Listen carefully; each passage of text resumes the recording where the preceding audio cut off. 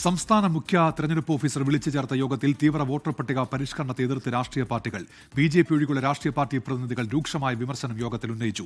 വിയോജിപ്പുകൾ രേഖപ്പെടുത്തി മുന്നോട്ടു പോകാമെന്ന് മുഖ്യ തെരഞ്ഞെടുപ്പ് ഓഫീസർ രത്തൻ യു ഖേൽക്കർ അറിയിച്ചു.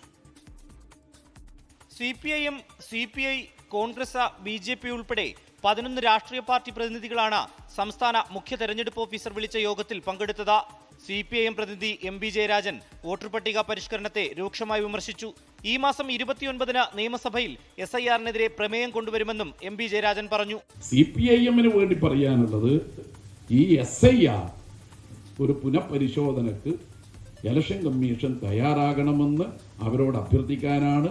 കേന്ദ്ര തെരഞ്ഞെടുപ്പ് കമ്മീഷൻ അംഗീകരിച്ചിട്ടുള്ള 12 തിരിച്ചറിയൽ രേഖകൾക്കൊപ്പം റേഷൻ കാർഡും കൂട്ടിച്ചേർക്കണമെന്ന് കോൺഗ്രസ് പ്രതിനിധി PC വിഷ്ണുനാഥ് ആവശ്യപ്പെട്ടു. ഈ 11 ഡോക്യുമെന്റിന്റെ കൂടെ ആധാർ വന്നപ്പോഴും റേഷൻ കാർഡ് കേരളം പോലെ ഒരു സംസ്ഥാനത്ത് ഈ പ്രാമാണിക രേഖയായി 12 രേഖ വന്നപ്പോൾ റേഷൻ കാർഡ് അതിൽ വന്നിട്ടില്ല. അപ്പൊ ഡോക്യുമെന്റിന്റെ കാര്യത്തിലും അത് ഇൻസഫിഷ്യന്റ് ആണ്. തീവ്ര വോട്ടർ പട്ടിക പരിഷ്കരണത്തെ BJP പിന്തുണച്ചു. വിയോജിപ്പുകൾ രേഖപ്പെടുത്തി മുന്നോട്ടു പോകാമെന്നാണ് യോഗത്തിനു ശേഷമുള്ള മുഖ്യ തെരഞ്ഞെടുപ്പ് ഓഫീസർ രത്തൻ യു ഖേൽക്കറിന്റെ പ്രതികരണം.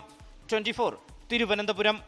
ലോകത്തെവിടെയായാലും ഏത് സമയത്തും 24 വാർത്തകളും ഓഗ്മെന്റഡ് റിയാലിറ്റി പാക്കേജുകളും എക്സ്പ്ലെയിനറുകളും വിശദമായി കാണാൻ ഞങ്ങളുടെ YouTube ചാനൽ നിങ്ങൾക്ക് സബ്സ്ക്രൈബ് ചെയ്യാം.